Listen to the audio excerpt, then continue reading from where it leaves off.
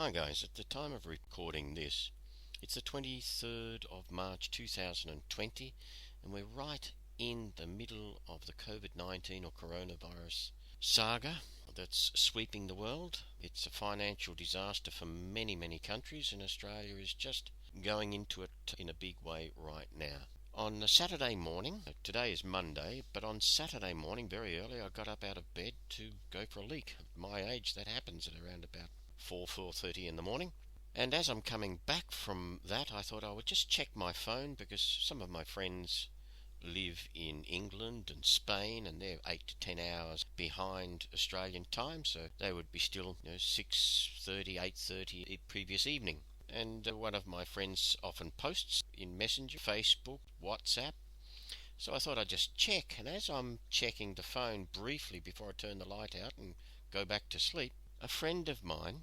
Nicole, who I hadn't spoken with for quite some time, started messaging me, and you can see here from the time, it's 4:25 a.m. And as she says here, hello strangers, all the dots join up. How are you? And, I'm just saying you're up early, and she's saying, yes, I'm an early bird. I have to do my resume. Now, the reason she has to do a resume is businesses closing like crazy here at the moment, and many people are being thrown out of work. Nicole is one of them. So she was doing a resume, see if she can pick up any sort of other work. And she asked if she could give me a call. Of course, I've given her this thumbs up here. And during the conversation, you can see here, which lasted 1 hour, 37 minutes and 33 seconds, she was asking a lot of questions, and that made sense of this, all the dots join up. Now apparently it must be 6 or 7 years ago when we worked together in Hong Kong, I must have showed her some paperwork that I was sending off to some family members of mine, trying to get them up to speed of how the world worked so that they would be far less brutal on their treatment of me as I began discovering this stuff. I didn't let Nicole keep a copy of it, but obviously she had kept it in her memory all of this time. That was what she was referring to here, all the dots join up. Now I can barely remember what I wrote, but it obviously stuck in Nicole's mind all of these years. So that's what she's referring to there. And I realised later that day, this really kicked home to me. I thought, wow, this is really crazy how after all of these years Nicole would call me up at 4:25 a.m. and we'd speak for an hour and a half, and one of the first comments is obviously about something that I wrote 6 or 7 years ago about how the world works. And I realised that Nicole was after more information. Some of her own family members had been giving her a bit of a hard time as she tried to discuss it with them, and they were calling her a conspiracy theorist and the typical head in the sand type stuff that you get from a lot of people. And Nicole was after more information from me, and so that afternoon as I prayed on it, I realised that would I send her more secular type information, or would I introduce her to my videos which would get her up to speed on the scriptural stuff and get her introduced to the Lord God, who at this stage she says she's not a religious person, and I'm not sure whether she's a believer at all. However, that's what I wanted to pray on, and I asked the Lord, look, Lord, I don't want to blow her out of the water because some of my stuff is pretty much out there for somebody that's not been exposed to the scriptures before. Should I furnish her this information? Should I give her this knowledge now? Is this the type of knowledge that would make her grow, or would it blow her out of the water? I need to know, because I don't want to blow her out of the water.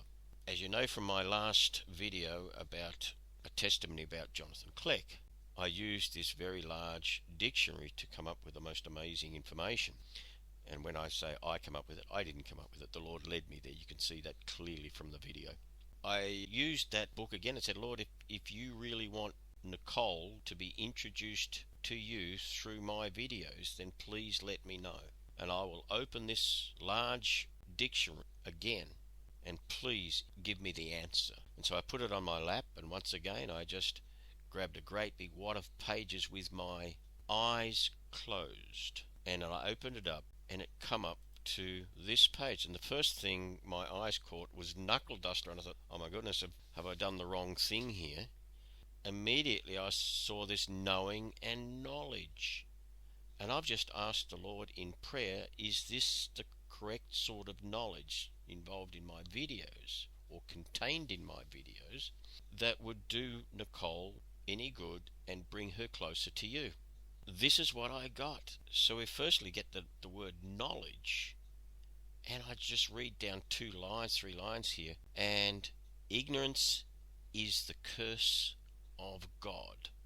Knowledge, the wing wherewith we fly to heaven. I mean, that is so absolutely perfect for me to open up a 2,200 page book and look at immediately at this section of the page and have the exact thing that I was asking. I mean, are you kidding me? It's just mind-blowing. I don't even know how to state it to you. Just imagine you're me just doing this, how slack-jawed you get by this. It's just wonderful to know that the Lord God is speaking directly to you and through you with this. The next day, which was yesterday, Sunday, Australia time, I opened up and Jonathan Kleck put up some information about this movie in his latest video, which was about this movie called Knowing. Now, going back to my opening of the book, are you kidding me? Are you kidding me? Knowing is at the very top of the page.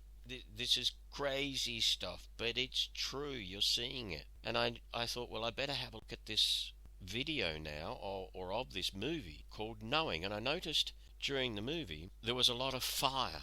There was a big fire coming. Now you'll notice from the previous video that I saw fire alarm on the top of this same book, top of the page, and the information in that was for Jonathan Kleck, or about Jonathan Kleck being a finisher with this information, with his ministry called Before the Fire. This is just crazy stuff. Are you kidding me? So here it is again, Knowing again, and this fire. Now I noticed they had these black stones that kept on coming up through this movie, and I immediately realized, well, they're always working on opposites. The movie's made predominantly in Hollywood, and it's all lesser magic type stuff. And I realized that my own site here, Sonny, has a white stone. Now that's very much involved on how I came to the Lord. I will now do, because I think the Lord is asking me to put it out now, my own personal testimony of how I came to him, which is supernatural in itself. But mine's got a white stone. Sure enough, this movie had a black stone. So I suggest somebody go and watch the movie, and you'll see the slight twist that they always have. But there's a mention of Ezekiel in there as well.